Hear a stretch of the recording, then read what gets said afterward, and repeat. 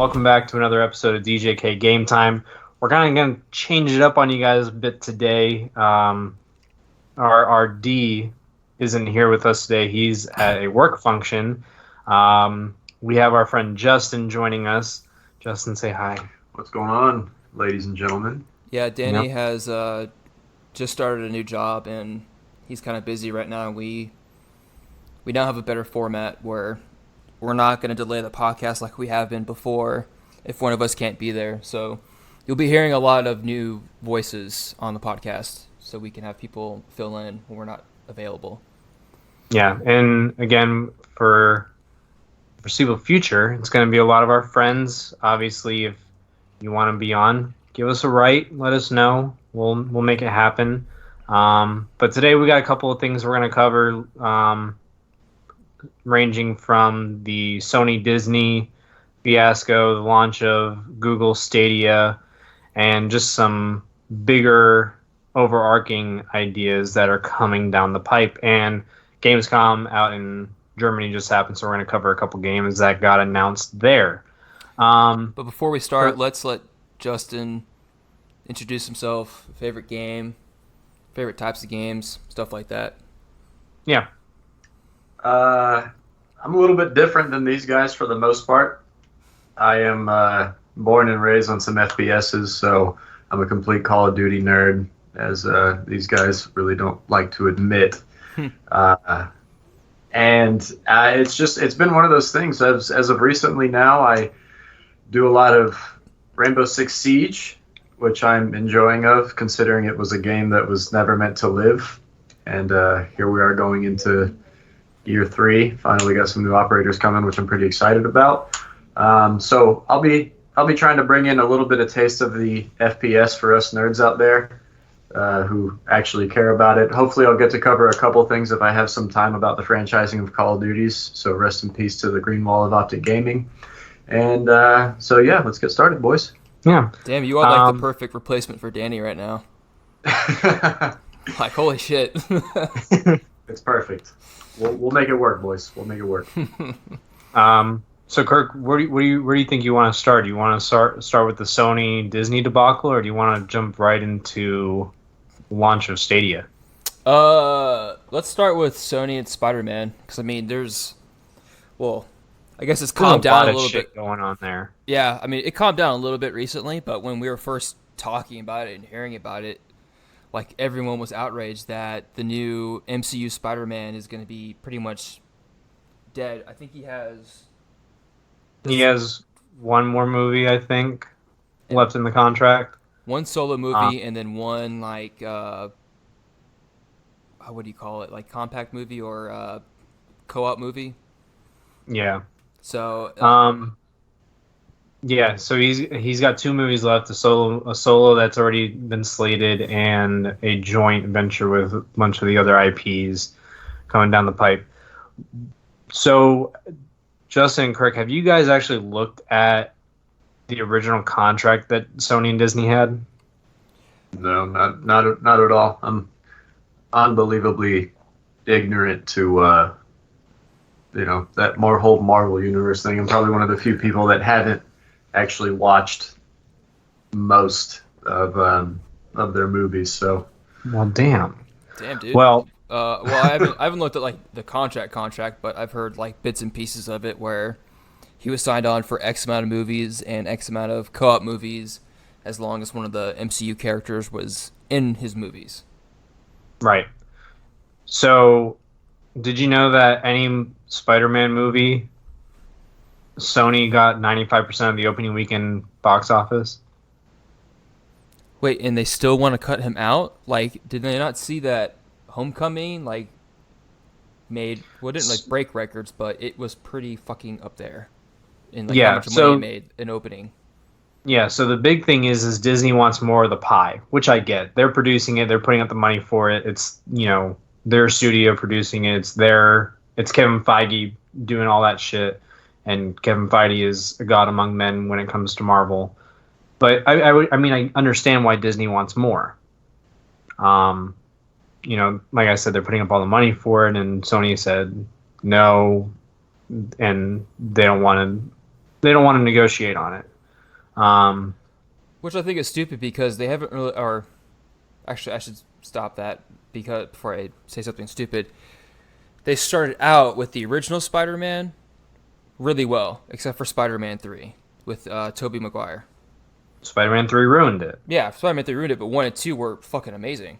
Like, I loved watching those movies, and technically, I mean, Robert Downey Jr. may have started MCU universe, but Tobey Maguire technically started the superhero movie franchise. I think, in my opinion. Because, like, I got all geeked up as a little kid seeing those commercials and watching those movies. Now they might not hold up.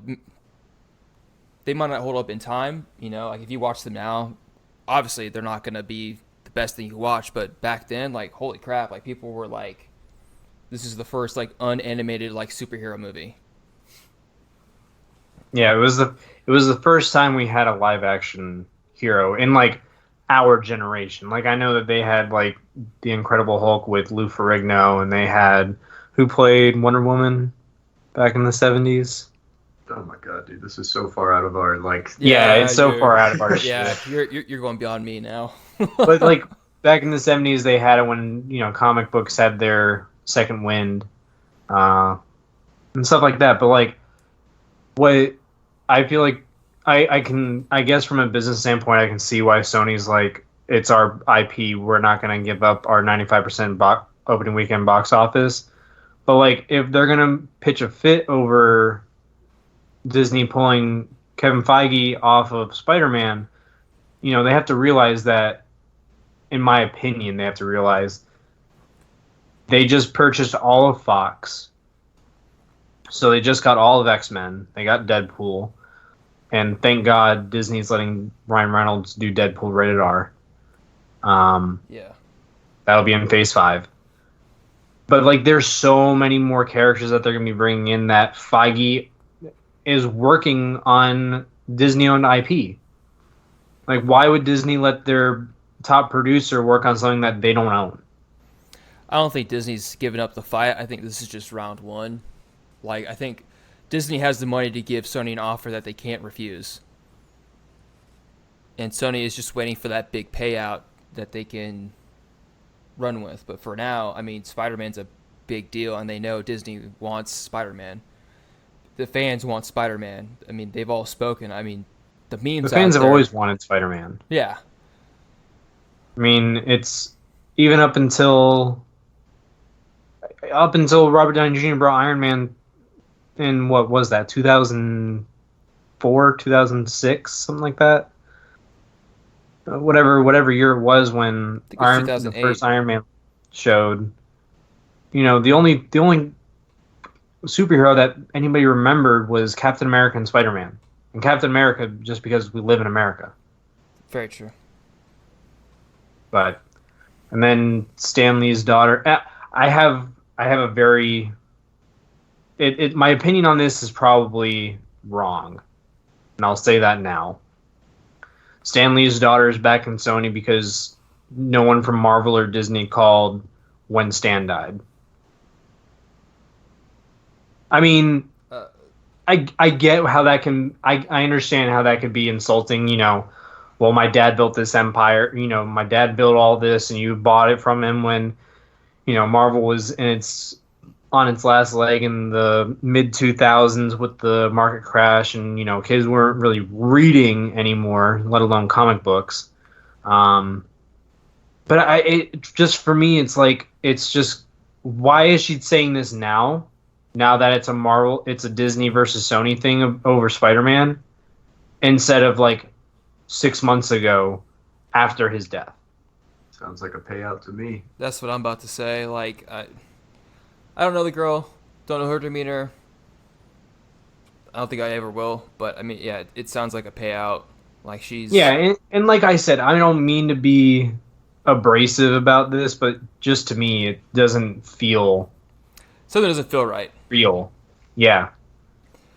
I don't know. It sounds like, it was an attempt to maybe sway some of the fans, depending on, whatever it is. Because when you start working with, two massive entities as Disney and Sony are, any kind of leverage that you can pull to sway the populace in one way or another, especially with how committed and how devoted these fans are, especially for Marvel Comic Universe and Spider-Man specifically.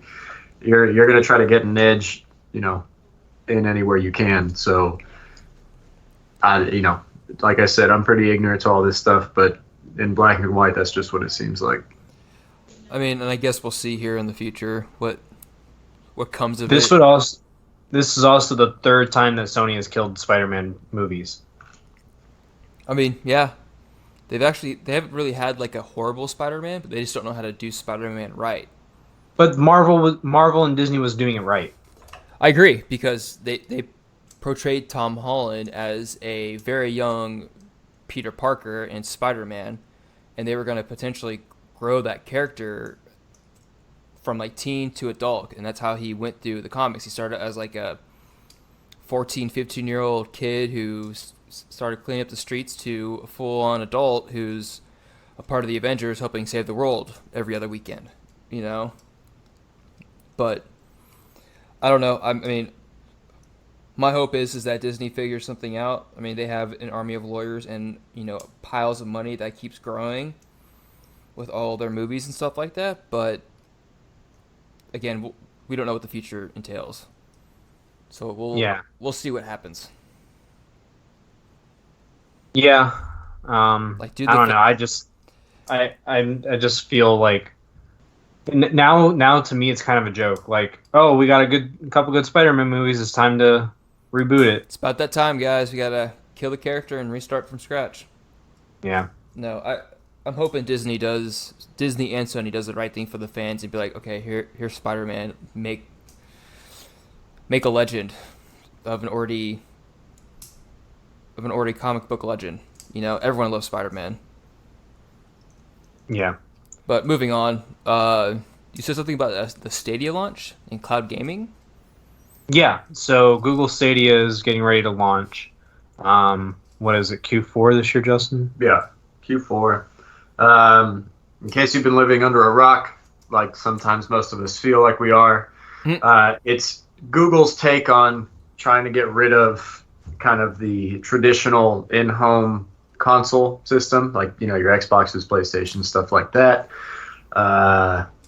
And it's funny because every generation it seems like the big boys are like, yeah, this is going to be the last console. They're dying. We're going to go out of cloud-based gaming, but unfortunately the infrastructure is just not there. The actual speeds that you would need, and just physics in general. Light can only move so fast. So for a casual player, yeah, I think it makes a little bit more sense. When you start getting into, fighting games and FPSs where latency is everything, I think you're going to start running into just some issues, because there's plenty of places in America, and not just here, but I mean across the world, where internet speeds aren't just going to be able to keep up what this thing's going to be demanding as far as, competitive FPSs go. Yeah, I don't think we have the technology right now to do that. I mean, we might be close, but for competitive, like, first-person shooters, like yourself, Justin, no one's going to buy a Stadia device. They're going to buy a console and a damn good internet connection, because they're committed to it. It's competitive to them. That's how they have fun. For like story-based games like Mass Effect or Elder Scrolls, games like those, that might be better for this platform. Or like Assassin's Creed, Red Dead Redemption 2, Red Dead Redemption. That'd be perfect for Stadia, but yeah, I don't think this is not going to kill the traditional consoles. People will spend more money to have a better system to play competitively. It's an interesting dynamic. We'll have to see when it drops. There's just a lot of what ifs. There's a lot of the people who are doing the what do you call it, the not the distributor. The people who are paying a bunch of money up front so they can have Founders Edition. That's what it is. Yeah. I think it's like $130. You get a nifty blue controller. But the scariest thing, I think, for me would be who are you going to be playing with? You know what I mean? How much of it is going to get adopted? Yeah. which is huge because any multiplayer game that you go into, right now, if I tried to get on Modern Warfare 2, the servers are empty. There's nobody playing. You know what I mean? So getting into something else, I know I saw a couple of the releases that were on there where Steampunk's on there, right? Or Cyberpunk's on there? Cyberpunk's going on Stadia, Destiny's going on Stadia, Borderlands 3 is going on there, which is all fine and dandy. Like, all those games are going on Steam also. And if we really want to talk about cloud gaming, it's Steam. That's true. Steam could do it tomorrow and not bat an eye. Yeah. The other problem is that Google, however great of a company they are, don't downgrade our podcast in the ratings because we talk bad about you.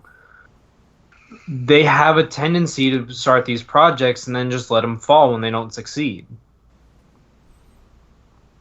I mean, I like the idea. I know where their hearts are at, and I mean, hope it works out for the best. Like in 5 to 10 years, maybe I'll get one. But right now, as like an early adopter, I feel like I'd be like burning money because. But my other thing with Stadia is like it still has a box. Like if I want to do cloud gaming, yeah, just give me a portal. No, you're right. Well, like when I think of cloud gaming, I feel like I should be able to log into any computer. Doesn't matter the hardware specs. Have a browser. Type in my username, password, and I can play a game at full power based on the server I'm on, not based on my machine. They do have it where, obviously it's going to be running. If you're playing it on your TV, it's going to be coming off that Chromecast. Yeah. Little pop thing. But I did see that they were talking about if you have, if you decide you want to play on your laptop and you have Google Chrome, then you're good. You're good to go. No big deal. Okay. But it's gonna be a little bit tougher because some of the numbers that we were looking at here for what speed dependencies are, what you're going to be looking at. Obviously you want 60 frames per second, and then you're going to be looking at between 1080 and 4K. Consistently, what they say off their chart is 30 to 35 megabits is going to be kind of your sweet spot for 4K range while you're playing. The hard part is, and us as just, casual gamers, how often do we run into people that are just sitting at such terrible pings all the time? Like they're playing off their phone's hotspot. Exactly. Or that So McDonald's connection. So to be able to do that, I mean, truly think about it, because this isn't just marketed for while you're sitting at home to play what you want. This is, if you have a Pixel 3 and you have your controller, you're good to go. And you can play any game off your cloud on your damn Pixel, which is great. What kind of speeds are you going to be getting running off your Pixel, running off, depending on where you live? Some of us have 5GE already. But how well are you going to be, how well is that going to work? And I'm thinking of just like multiplayer games. I'm not talking about if you want to play Assassin's Creed, then who cares? But I'm just trying to figure out exactly who their target audience is in this, because it just doesn't seem to really make sense quite yet. It can't be the casual multiplayer or the serious Call of Duty kid or Call of Duty or not Call of Duty Rainbow Six Siege plat players. Like they're not going to buy the system. People who want to, like I said before, who want to play like a story-based game, this is perfect for that. You can go anywhere and be able to play that game or pick up where you last left off. But I mean, I'm glad that this is just the start of it. You got to keep that in mind, and like as time goes, they may improve upon it, but I guess I am concerned too. Like Jeff said, this is Google. They like to start these passion projects, but then they might leave it in the dust. So hopefully they keep with it and find a way to build an infrastructure and then set the next standard for certain type of gaming. Not to mention their controller is just a PlayStation controller with an Xbox controller pads. I mean, you're going to have to put hands on it. I mean, how much better? The amount of R&D that they spend on making controllers every year, regardless of the manufacturer, it's probably a good controller. But, I mean, how much different are you really going to make it? Yeah, how innovative can you get with it? At this point, you're not, because there's a reason that the Dreamcast didn't do well. Well, I mean, think about it. I mean, look how far we've come from the N64 controller. Dude, look how far we've come from the big motherfucking Xbox original Dude, controller. no kidding. That brick? I don't know how my fucking 8-year-old hands got around that thing. Dude, I have arthritis and I know why now because of that controller. How why my hands had to be and stayed in that position. Yeah. Dude, God. But anyways, no, another thing that I don't know if Google is really paying attention to with this is that Microsoft is already here. They already have this with the Game Pass Ultimate. Yeah, and PlayStation did try to do it with the PS Vita, which was okay, but again, it just wasn't the right time for it. I'm just hoping that they don't initially just base everything off the launch numbers because of how skeptical everybody and just kind of how everything works is still very vague. So hopefully, Kirk, like you said, they just keep working on it, keep improving on it, and see if they can just time it out slowly but surely and make it into something that's actually viable for everybody. Well, that and they're jumping into a market that's already have picked their sides. Established. Yeah, it's pretty well established. You're either Xbox, PS4, or PC. Like, people have already invested their money in their hardware. Then you have Nintendo. Yeah, which has their own niche. And just figured out what the internet was. It's amazing. Yeah. I mean, now they're actually doing shit. It's fucking awesome. And I mean, I like what Microsoft is aiming towards now, where if you buy a game on your Xbox, you can play it on your PC as well, because it's Microsoft. They make both consoles and PCs. So, yeah, they have the entire Ultimate was probably I know we were all very skeptical about Game Pass when it first launched, but it's the greatest thing I've ever done. For my gaming hobby, it's the greatest thing I ever did. Yeah. I'm like, oh, look at this game. I want to play that. Oh, look at that. I want to play that. I don't have to pay anything extra. That is nice, but with how much limited time that I have nowadays, I stick with my core games. I'm not gonna pull another Anthem. Oh God, we don't need to talk about that. Yeah, I've never even played the game, and I don't want to talk about it. Dude, it's got awful. The only thing I'll say is I saw some news where this is finally gonna kill Anthem. Their director of storytelling left. I'm like, dude, that game was dead months ago. That game was dead on arrival. I mean, it shows in a way how important it is to listen to your community. The community is so important, especially when a game is struggling like that. You need to listen to what they want. You can't just wait and not do anything and then release a piece of DLC and be like, yep, that's it. Everybody come buy this. It's going to, you'll save it. And then make cash grabs off whatever in-game loot items that you want and continue to that, which is a trend that nobody really needs to go down ever anymore at all. No. No more loot boxes, please. No more loot. Apex was doing it right, and then they released this 1v1, this single-player drop, and destroyed everything that they had started.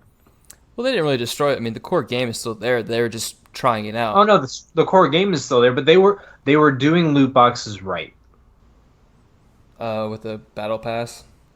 With the battle pass, you got some cool shit. If you didn't even have to buy it. Actually, well, if you bought it, you can get your money back with the in-game currency if you got to the max level. Which I thought that's really smart. But if you're a dedicated player, we'll give you your money back. Yeah. The more time you give me, the more you get back. Literally. Literally. Which I like a lot. Plus, game's free. I didn't lose money on it. Yeah, and we've talked about it in the last 4 episodes now, so we'll kind of come off of that. But and then on top of all that stuff, Microsoft and Bungie are partnering with Steam. We already know that Microsoft and Nintendo have the partnership for Minecraft. What's next for that? Again, Sony doesn't want to join in on the fun. Yeah, they want to get greedy. Again, this is one of the reasons that I sided with Disney on the whole Sony Disney thing, is because I know that they're being greedy when it comes to their console as well. I mean, But yeah, They'll figure it out. It's only a matter of time. Because that's the hard part too. And one of the other things, like, Sony went ahead and they picked up all early rights for Destiny, which is originally why I switched over to PlayStation in the first place, to get onto Destiny 2. you fucking traitor. I know. And, he's back. It's okay. And yeah, he learned the error of his ways. And I was super excited, and then, man, I was really disappointed. But I spent a lot of time. I hit, Black Ops 4. That turned out to be not the greatest Call of Duty, but I hit Master Prestige. I had Dark Matter on all my weapons, and then came back over to Xbox, and all the money that I spent on Siege, I can't. Can you guys just move everything that I spent money on over? Just make it similar on all consoles. If I want to play Siege on my PC, I want to have all my skins. I don't want to have to wait and just spend another $80 on getting all my elite skins back and everything. I even bought, they had a limited amount of time. They had chibis that you could buy, like actual ones, and they gave you a code that put it onto a charm so you can have it on your gun. And I'm like, that's super sick. I'm spending $40 on chibis because I want these charms. And the code only works for PlayStation. I can't switch it over and get it on my Xbox. So now I just have a super rare chibi. You can buy them. I can't flex on anybody. You can buy them from the store. Not these. Oh, are they different ones? Yeah, they're actually item specific. Like, you had to actually buy these chibis, which you can't buy anymore. I've seen them. I've seen one or two around. I know. I mean, they're really chapping it. The other thing, too, that was pissing me off now that we're on Siege anyway, is now that I'm a plat, which is great, all I do is play super sweaty kids and casuals. And unfortunately, I don't have enough time to put in the hours that I would have liked to or could have before. And as soon as you start getting into high plat levels, all these kids on Xbox are playing on mouse and keyboard. Yep. Oh yeah, I remember you talking about that one time in the party. Which is now making me want to swap over to mouse and keyboard. It's like I was saying before, like, you're a competitive player. You're gonna spend the money to up your game as much as you can. Yeah. I just wish. Like, what I don't get is from the people. I won't say guys or kids or whatever, but why are you playing mouse and keyboard on an Xbox? You're not going to get invited to anything. You're not going to get invited to like a nationals or an internationals because you're going to get there and you're going to make yourself look like a fool. Because it's cheaper than building a rig.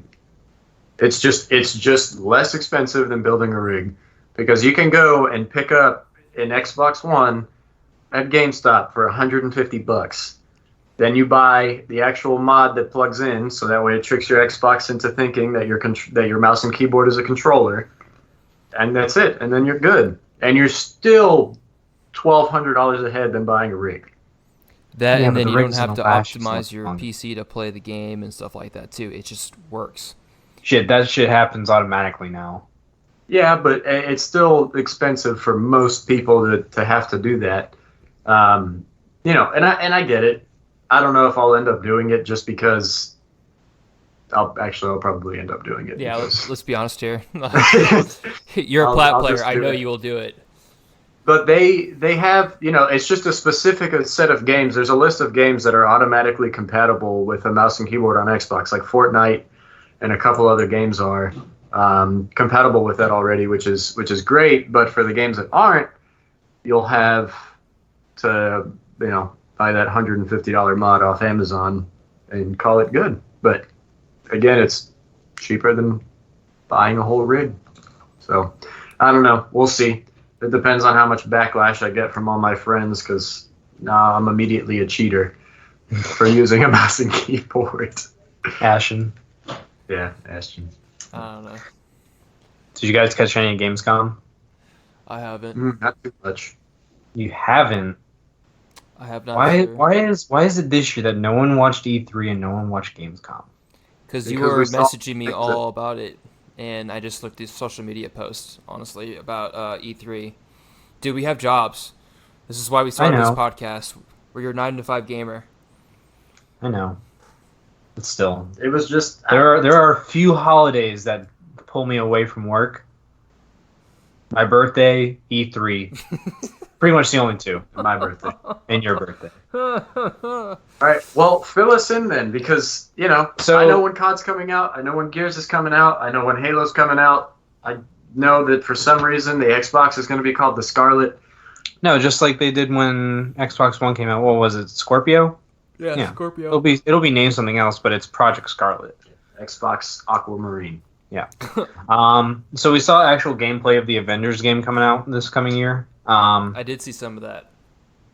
It still looks great. I mean, if you haven't figured out by now over the past 3 episodes, I'm a Marvel fucking fanboy. Me too. Yep. Yeah, but I'm excited for it. It's not an MCU-esque Avengers game. So it's their own character models. It's their own storyline.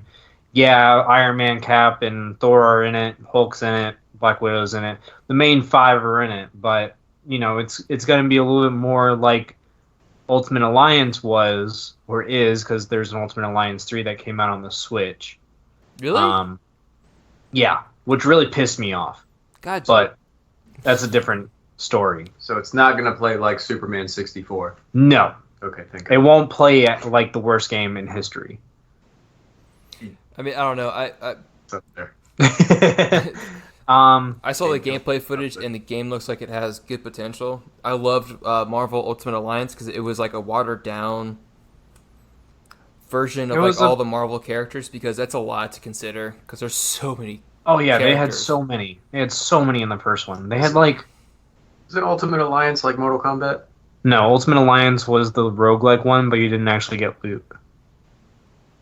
It was like remember Gauntlet Dark Legacy? Nope. The one it was at the arcades, but they also made the game for Xbox. It was an arcade-esque game where it's top down. You have 4 other people. You can combine moves.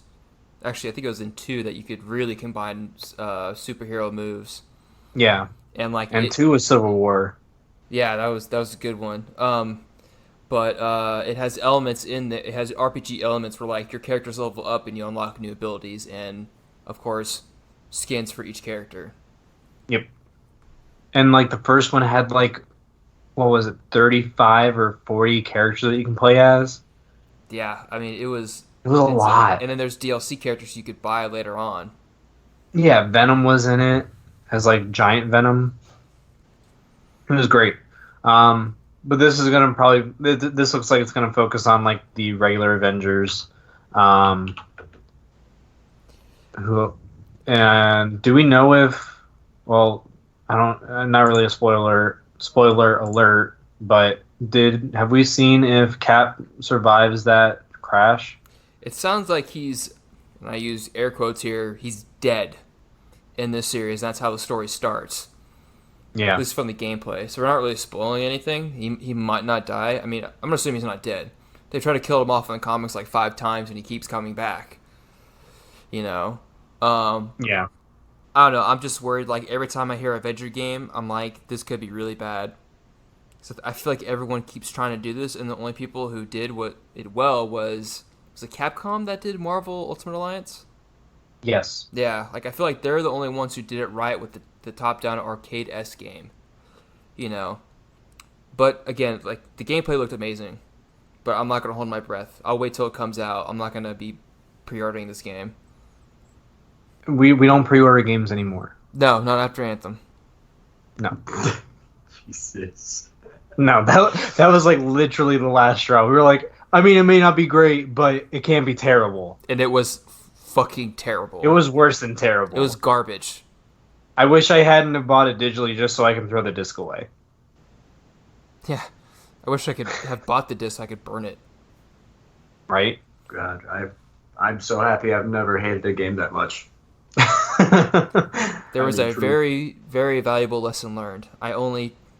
There are only select franchises that I will pre-order from. Anything from Microsoft, I will. If it's Halo, Destiny, and No, anything in the Marvel gaming anything in the Microsoft gaming's department, I will pre-order. Eh, Flat out, I will pre-order it. You know why though? Because they do a good job. Unlike EA and Activision, Microsoft doesn't rely on the gaming for their bottom line.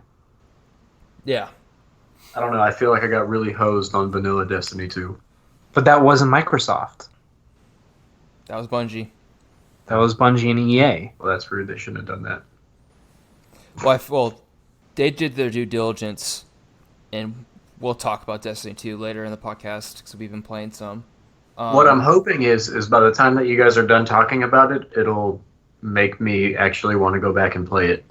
Because I really did. The amount of hours I put into Destiny was astronomical. It was actually insane. Even in the second one, as much as I didn't like it, the amount of grinding that I did was just stupid. But we'll get to that later. Yeah. So what else was at Gamescom? How do you guys play Civ? Nope. Okay. So Sega's actually coming back to the forefront. They're actually making games. They're not going to do a console like they had in the past, but they're making games. They're coming out with this game called Humankind. They only really showed a trailer for it. You can, if you go to the website, there's not a release date. There's just press release information about the game. But it looks like a Civilization type of game, and it's looking like it's going to be a little more in depth. Like you have to recruit major figures from history, and whoever you recruit kind of shapes the way that your civilization progresses, and yada yada yada. I'm looking forward to seeing more from it because, again, I really enjoy Civilization. I enjoy, world building games like that. And Sega's always been good at taking their time on games, but over the past few years, they've just kind of taken too much of their time building games. Focus on a couple projects, release them, and then they start the next project that'll get released 5 years later. What, you don't know they're working on the Sonic movie, man? Come on. Oh God. please don't. I hope that dies. I hope that never resurfaces. Well, they did say that they would. I mean, I can't. They said they're going back great. to redo it. They need to just throw it out. Yeah. Yeah, they're redoing the animation. Jim Carrey was like, "Why do you have to be so mean?" It's because Sonic's not. He's an iconic character. Sonic doesn't translate into a live action movie. He's a cartoon, and he will always stay a cartoon. Yeah. Remember when they tried to do Mario Brothers live action? Didn't translate well. I've never heard of it, nor do I want to. It is one of probably the greatest memes of all time. Oh yeah. Low-key, you should probably watch it just for the lulz. Okay. It's awesome. So if I go into this with the mindset of this is going to be horrible and I'm just going to sit here and laugh. Yes. Yeah. Yep. Don't expect to watch that thing and enjoy it. That's not the point. Yeah. So what you're saying is I need to sit down, start drinking, and then just watch the movie and just start laughing my ass off. Yeah. Yes. Okay. You should probably call Mike and watch it with Mike via conference call, so you two can just lose your shit over it. Oh, dude, how we did all the rules at your bachelor party, where we're sitting there all the nonchalant facts about The Rock. Yeah. Oh my God, that was amazing. Yeah, yes. Justin missed out. I know. Yeah, Justin missed out. I don't want to talk about it. Yeah, but you know what? I feel like we should stream that. Me and Mike just sit there and just start drinking while we're watching this movie, and then just start making up facts. I feel like that's comedy gold. We have a Twitch that we're not using. Just you two get on there on a conference call and have the movie playing in the background or something. In case I don't know if that would be legal, but fuck it. We'll figure that out later. I mean, in case anyone doesn't know, one of the goals of Jeff's bachelor party was the fact that we were gonna watch all 8 Fast and the Furious. Eight were Fast and Furious movies. All the ones except for Hobbs and Shaw, which is out in theaters, in our whole sitting at our Airbnb. And eventually, it became both a drinking game and a not really make fun of the movie, but just and all out, enjoy everybody's company. Yeah, it was the most amazing thing we ever did.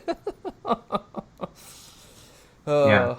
So the story behind this, I woke up Sunday morning. Yeah. And I just no, it was Saturday morning. I woke up Saturday morning and I just put on the first movie just to be funny.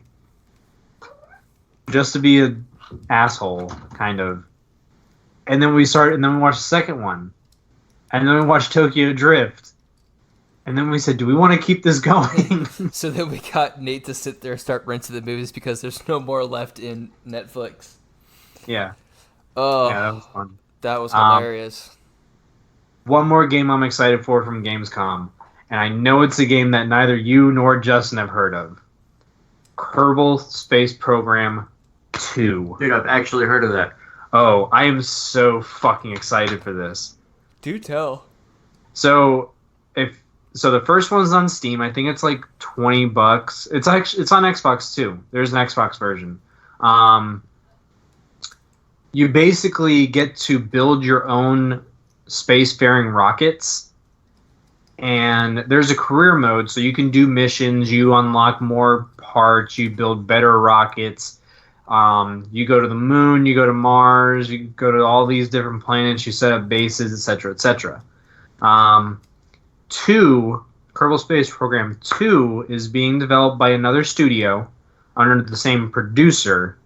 But you're going to be able to actually build real outposts. You're going to be able to build full VTOL rockets. You'll be able to build space stations that orbit the Earth. You'll be able to build stations on the moon. Looks fucking awesome. That actually does. Like I said, cool. I love world building games. I love this shit, and I'm a huge space nerd. I watched all of the first season of Mars by National Geographic in 2 nights, and I'm not even afraid to admit it. I know it was fiction. I cried when they landed on Mars. Don't care. I'm a fucking space nerd. Dude, fucking spoiler alert! Come on, I don't know if they're gonna make it or not. I haven't even watched this. Episode. Oh, well. That's still a spoiler. Yeah, Jeff. Just ruined this man's night. Season 2's out. Bite me. Okay. No, I'm the same way. I'm a huge space nerd. Like anything space travel wise, I love it to death, and I need to sit down and watch that Mars show. Yeah, it was really good. If you've never seen it, go watch it tonight, because guys, it's great. I'm with you. My attention span is just way too short. So if I have to build my own rockets, I'm just not going to do it. I'm just not. I need to constantly just shoot at stuff. That's fair. But that's fair. Okay. Tomato. But I guess, is that it for Gamescom? Yeah, those were the only 3 games I really wanted to touch on from Gamescom. So, really, because everything else was repetitive from E3, like Borderlands and shit like that. Really quickly, just an interesting thing that I want to get y'all's take on is the franchising of Call of Duty teams. This is kind of interesting because we're at a stage now where I didn't think we would ever be when we were kids. Just coming home from school, playing Call of Duty. Then we had the introduction of game battles coming in where you'd sign up with your friends and just, set up competitive matches and then blah, blah, blah. And then there were small tournaments going on in a couple cities across the U.S. And a lot of great teams came out of nowhere. One of, obviously, that most people know of, Optic Gaming. And they kind of created a community for creating content and competitive players to kind of bring, these people together and create it almost like an actual sports team, but, in video games. So as you guys probably didn't know, because you're not really Call of Duty people, but Call of Duty World Champs just finished up. Optic got third, followed by 100 Thieves, and then United ended up winning. But it was kind of bittersweet because that was the end of kind of small teams for Call of Duty. Their franchising. Optic Gaming was completely sold. And it was the last time that we're going to see a lot of these teams kind of all put together the way they are. And basically how it works is the same thing what they did with Overwatch. So Call of Duty just sold these individual teams to different cities. So Atlanta has a team, Dallas, New York, Paris, Toronto, and they just said that Florida and LA are also going to have individual teams. The owners of the Overwatch teams brought in about 20 million in a year or something like that off the team. So basically it's going to be franchise. There's going to be player caps for teams. There's going to be salary caps for individual players. And obviously these teams are going to have all the rights. So it's going to be treated a lot like just a professional sports team.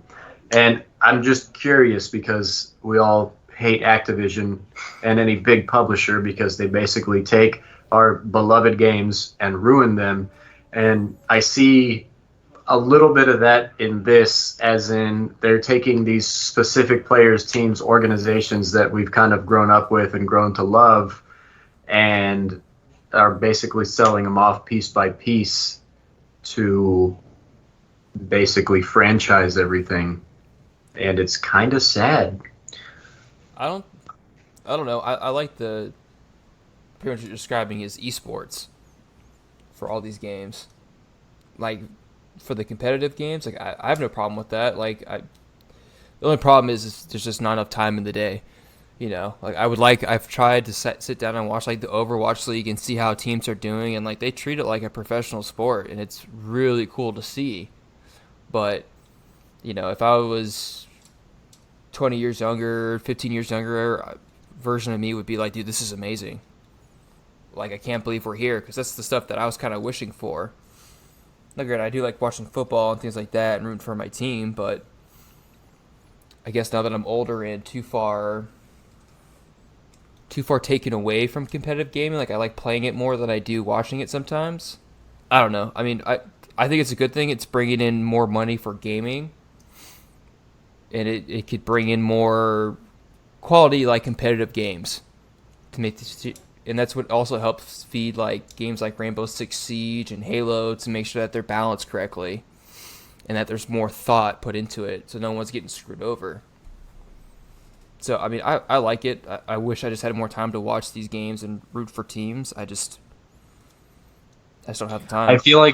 I feel like knowing that Overwatch is a Blizzard game and that Call of Duty is an Activision game, and obviously it's Activision Blizzard, I have a slight feeling that they're going to dumb down their games.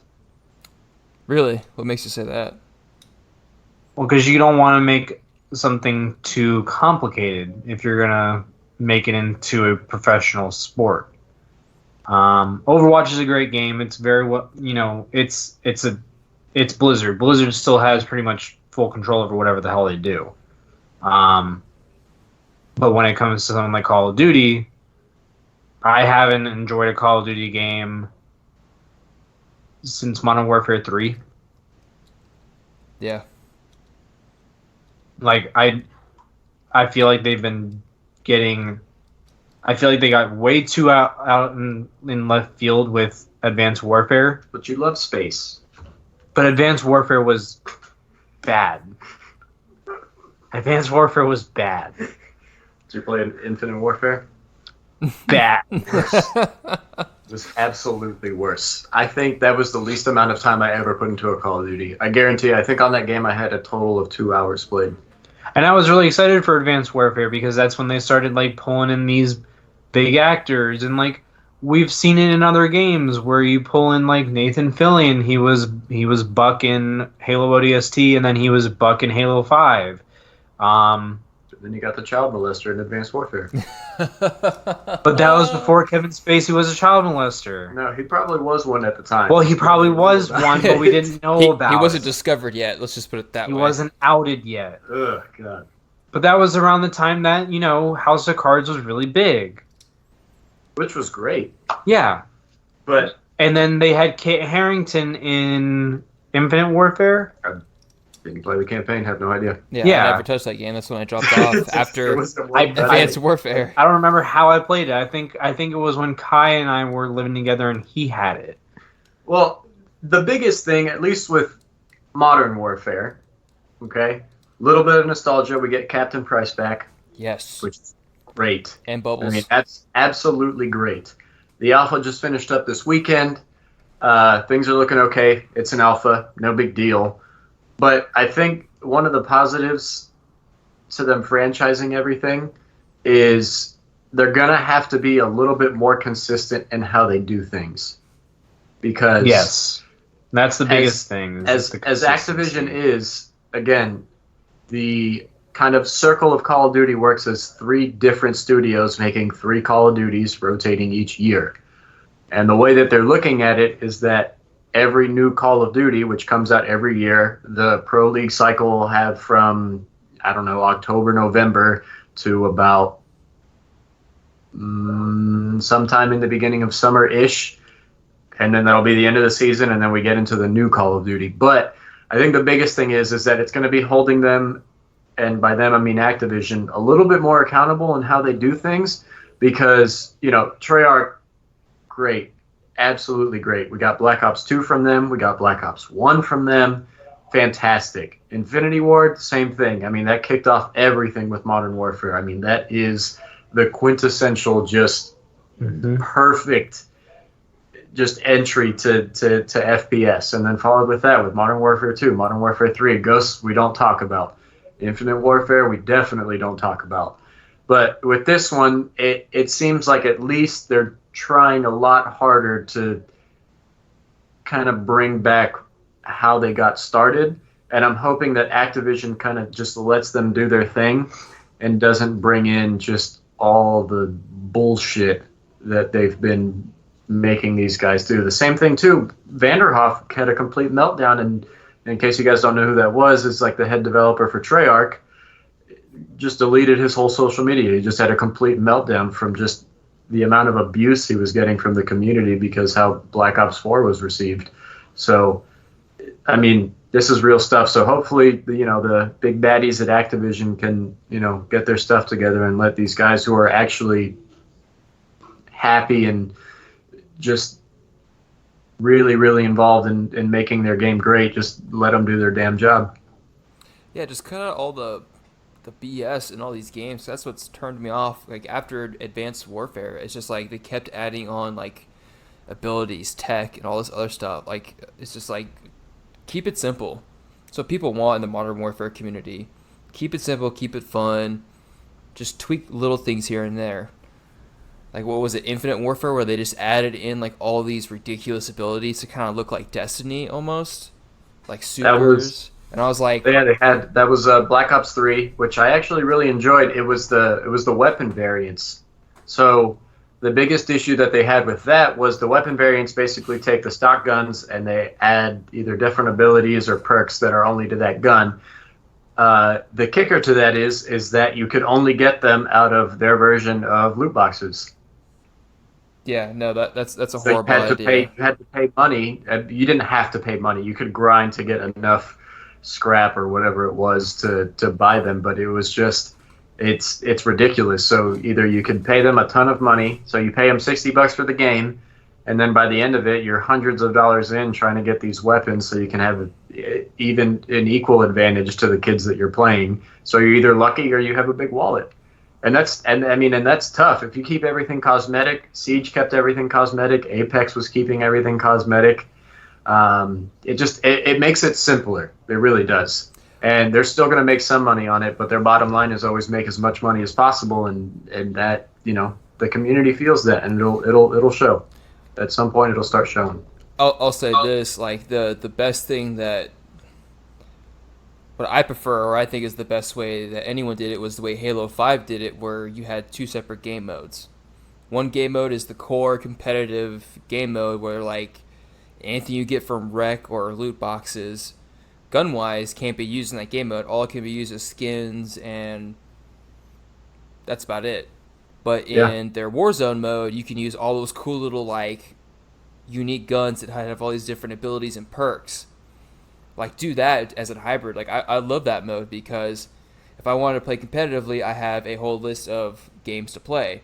But if I wanted to, shoot the shit and, play with these new guns that I got and either get destroyed or destroy other people, I go play Warzone. Right. Like, I think they did it best for, like, of both worlds. I don't know. I even missed the days of Halo 3 when you had to beat the campaign on Legendary so you could get the Hayabusa armor. Oh, yeah, dude. I love, like, cosmetic items or certain items that you can show off that you have to earn it. Like playing campaign or doing like a really hard challenge. But, like, yeah, I earned this. Like, I'm a badass in this game. Yeah, I hope that comes back. But, yeah, I just wanted to quickly touch on that in case any of you FPS nerds out there are wondering what in the hell's going on with our beloved Call of Duty. That's what's happening. Call of Duty Black Ops 4. Great name. Other than that, what do we got left, boys? What are we playing? D23. D23. Do you want Disney Expo? Oh. Which there's only really one thing to talk about from the Disney Expo. That we got 2 Starks, even though we lost 1? No. I just read that on Reddit. The Star Wars Rise of Skywalker trailer where Rey is holding a dual-bladed red lightsaber. That turns into like Darth Maul's like staff lightsaber. Yep. Although the memes from that are hilarious. Where it's like, it's like a pocket knife. and you guys would be so proud of me. I sat down and I watched all the recent Star Wars movies in one sitting the other day. Nice. I'm so proud.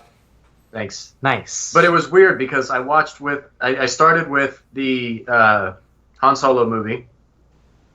Okay. And then went to whatever the first one was. Like episode A New 1 Hope? or episode 4? No. The newest one. Oh, what was the subtitle for that one? Episode 7. Yeah, that one. So it was weird because then, Han Solo was old. And they killed him off so stupid. Yeah, I remember when that came out, everybody was like, what the fuck is going on? That was such a lame scene. So the thing is that they weren't going to kill him throughout the entire series. Harrison Ford was like, I don't want to be Han Solo anymore. Fucking kill the character. I'm old. Cooler. Yeah. Whatever. It doesn't matter. Anyway, so yeah, that's super dope that we have a new Star Wars coming. And this is the end of Star Wars? The Skywalker saga. Oh. No, Star Wars is not dying. They're just going to do a new there's so much line. lore into Star Wars. We haven't seen it, and this is going to go really far off the beaten path in the Star Wars lore. We haven't seen a crate dragon on screen. And can we get like a Darth Maul origin? Yeah. They are talking about doing that. Let's get it. Well, I want to know what that crazy fucker's doing. Here's another thing that we haven't really touched on. Disney Plus. That's where all that's where all these TV shows, Marvel shows that are coming out are going to be living at. $12 a month. And you get Hulu on top of that. Dude, sign me up. The animated Clone Wars, because that was probably one of the best. No, Cartoon Network did that, so that's Universal. Oh, so good. So good. Yeah, that was Cartoon Network, Universal, and then Netflix did one more season of it, where you find out that Qui-Gon taught Yoda and Anakin and Obi-Wan how to do the Force spectral image. Force Ghost? Yep, the Force Ghost. Which was really cool to see in the movie, by the way. And then Luke dies, I guess. Yep. So, and Luke was the only person that we know of that I know of that was able to do it while he was alive. Then it killed him. Yep. Oops. He was not powerful enough. What else? I don't know. There's a lot of exciting things that are coming with Disney Plus, and I guess we'll report more about it once, more news and once it actually comes out. Like, I'm excited for all the... I'm buying it. I'm binging the fuck out of whatever comes out. Yeah, because we got like like animated shows that they're gonna do, not like kid Marvel version animated, animated. Marvel live action, um, anything ABC is going to be on there now. Um, all the movies from the Vault, I think, are going to be in there. So like all All the live action movies redone that are from the vault. God, for another day, I really want to touch on the live action movies. Anyway, there are good ones and there are bad ones. it's something. I haven't watched them all, but I will once I get Disney Plus. Yeah. Just open mind. That's all I will say. Yeah, Yep. it's what people have been saying. They're doing Avengers game. They're doing Avengers Land out at Disneyland, California. I saw that and that looks cool. So you know that Orlando Disney World won't get an actual like Avengers Land. How much are plane tickets to California?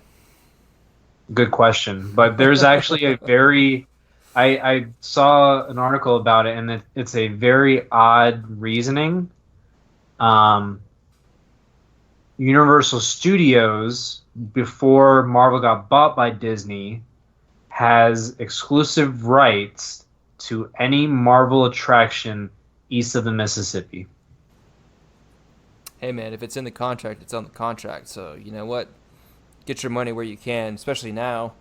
If you have anything that's Marvel related, you're just printing money at this point with what Disney's done with the franchise.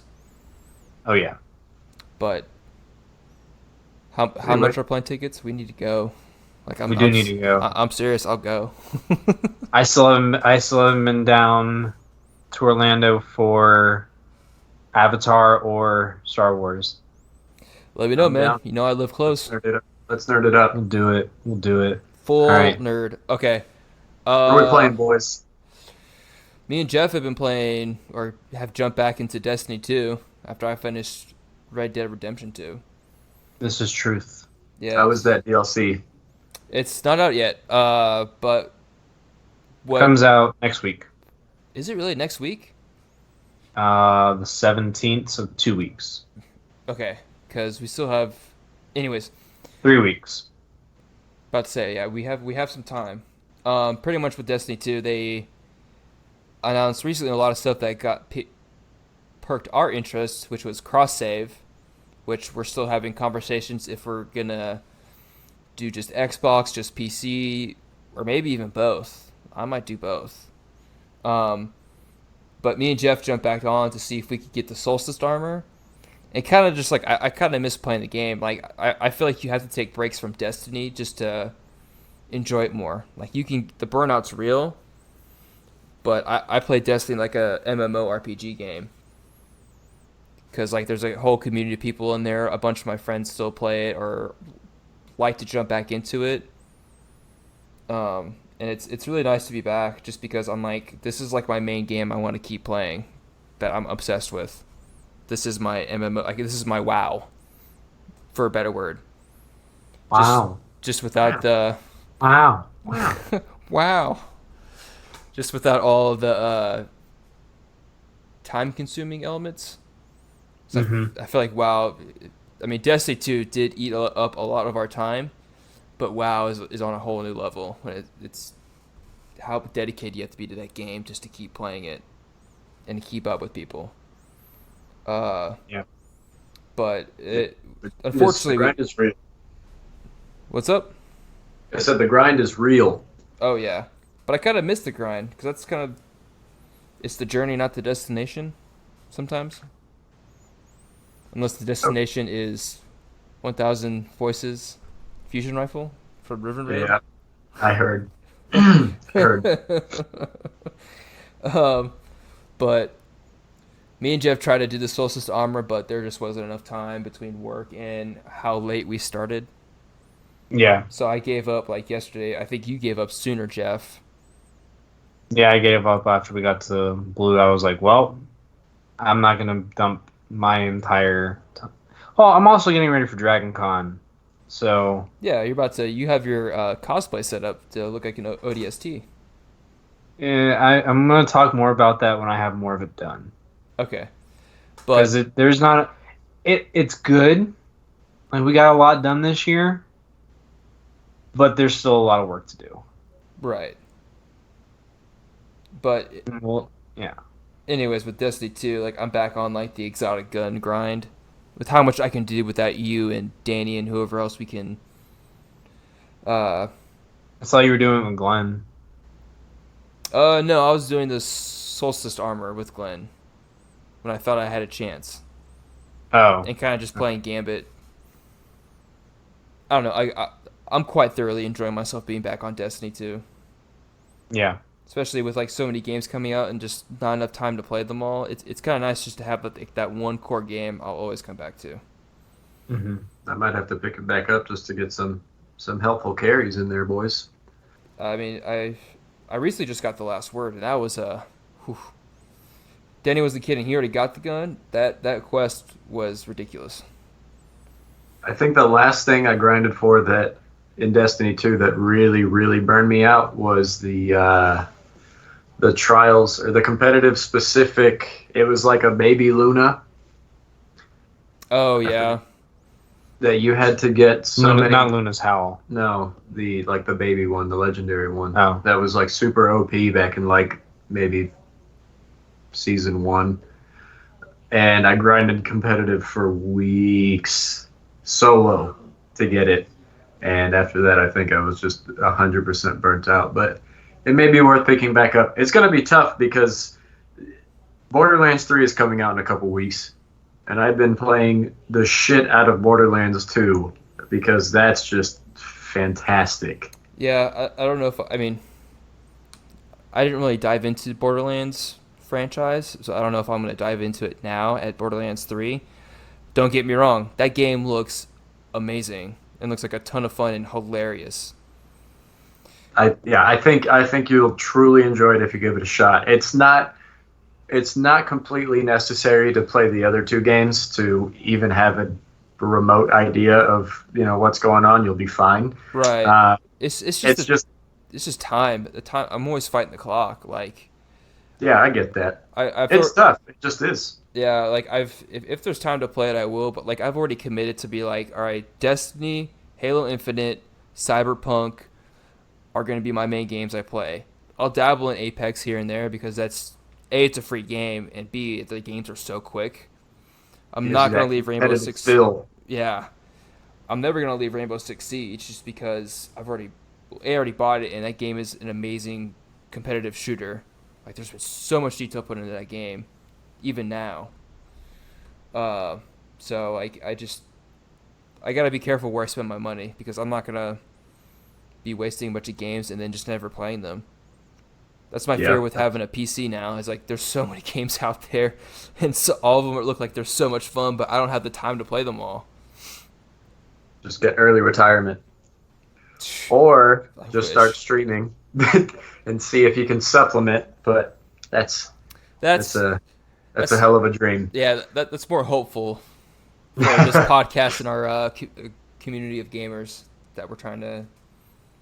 I guess we kind of already started and created, but yeah, it's just a matter of time. Yeah, who knows? We'll see what happens, but I'm not gonna hold my breath. I'm just doing this for the fun of it. Yep. But what else we got? I just finished Red Dead Redemption 2, but I haven't even played it yet. I might do a separate podcast on that, describing the game. I mean, it's a ton of fun. You can do that one with Mike. Okay. Oh yeah. Talk about the story. That pretty good. Yeah. Yeah. So maybe we'll do a separate podcast going over the story real quick, just a quick one. Yeah. Like we did for well, we tried to do for Kingdom Hearts. I don't failed miserably. I don't want to think about that. That was, I mean, to be fair, Kingdom Hearts is a complex story.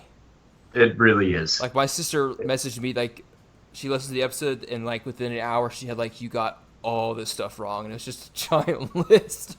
I was going to say the amount of time it would take to just accurately go through the lore in Kingdom Hearts is just. I had like 5 like lore guides up, and we still got shit wrong. It was. Cool. What do you play? Yeah, Jeff? I think What am I playing? I picked up Space Engineers and Surviving Mars. Started doing some mods with those. That's been great. I got Nathan Abbott to play that with me, and he played about 5 minutes and was like, "This is fucking awesome." Again, world building and resource management is my not to say guilty pleasure because it's not really a guilty pleasure, but it's like what I like to play with myself or with like friends that enjoy those kind of games too. Phrasing. Yeah. Are we still doing phrasing?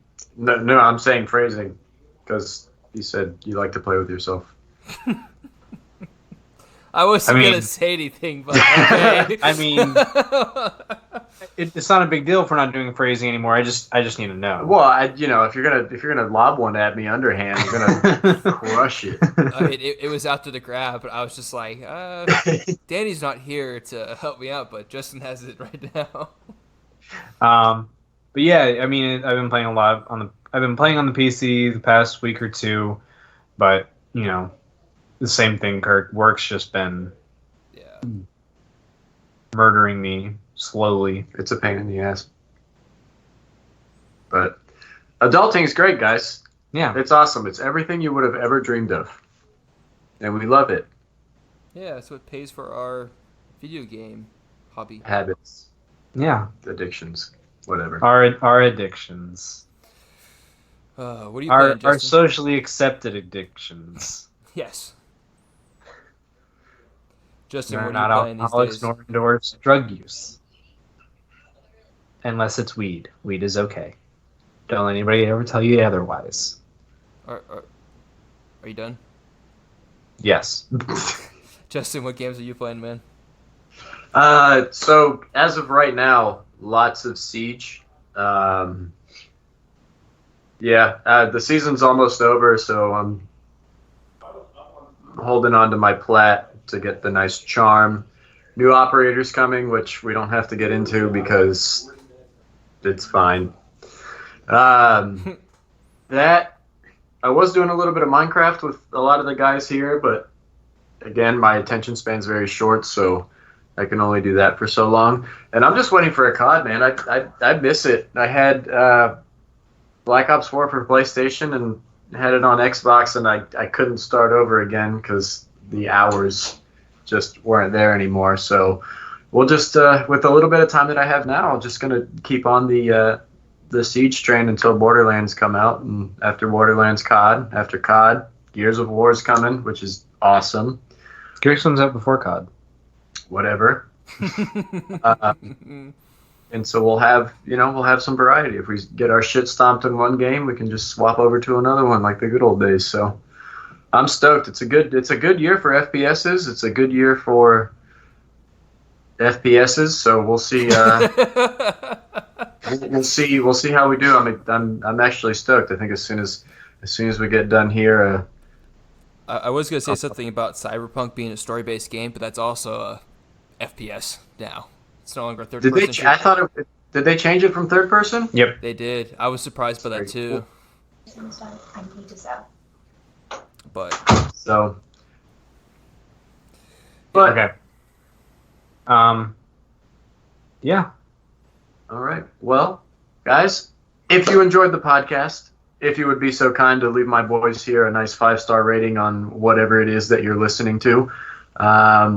Any comments with anything that we may need to work on or that you would like these guys to touch about, or if you would like me back to talk about some more bullshit. But if we don't have anything else to add. Nope. Kirk will leave the Instagram, the Twitter, the Facebook. Oh, yeah, we have Facebook now. He'll leave the Facebook, the Twitter, the Instagram, in the show notes. You can always reach us at our email address, which Kirk will also include in the show notes. And our Discord as well. We have our server. And yeah, we got a lot of things now. We're kind of like looking like a real operation now. You guys are getting it. Yeah, I know, and I might start working on a website at some point. But oh shit, TBD, guys, TBD. Oh shit. But yeah, I mean, very nice, Jeff, training Justin to. I didn't even have to train him to do that. He did that all on his own. We're so proud of you. Thank you, sir. I got you, boys. I'm here for it. All right. do we want to? Yeah. So we will be back with you guys on Kirk. When do you usually post these on Wednesday? Yeah, I'll try to get this posted. We record Usually post. Tuesday.